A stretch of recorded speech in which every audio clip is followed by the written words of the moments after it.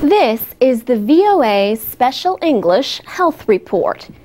In June of 1981, public health officials in the United States reported on the first cases of what came to be known as AIDS.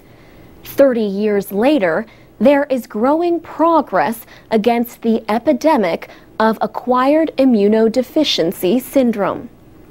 But today, an estimated 16.5 million children have lost one or both parents to AIDS.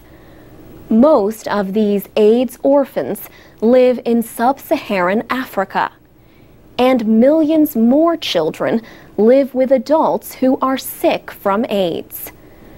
Lucy Clover from Oxford University in England has studied AIDS orphans and children living with sick adults in South Africa. She says the mental health of children in these situations can be deeply affected. For example, AIDS-orphaned children have higher levels of depression, anxiety, and post-traumatic stress disorder than children whose parents have died of other causes. Lucy Clover wrote about this problem in the journal Nature to mark the 30th anniversary of AIDS. She says children have to live with the stigma, the sense of shame connected to AIDS. Many are bullied at school or excluded from the community. At home, children living with a sick adult are more likely to live in poverty and face physical and emotional abuse. Also, Lucy Clover says the children often become the caregivers. They worry and feel responsible for the health of the sick person. They're missing school to go and get medication. They're washing the sick person.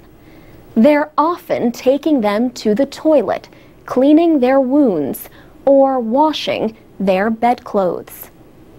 Close contact with sick adults can sometimes spread tuberculosis or other diseases. And Lucy Clover's research suggests that psychological problems increase as AIDS orphans get older. Writing in Nature, she called for testing more children for tuberculosis. She also called for giving more parents the drugs needed to keep them healthy longer with HIV, the virus that causes AIDS. There are programs to help children, but Lucy Clover says there is far more to be done.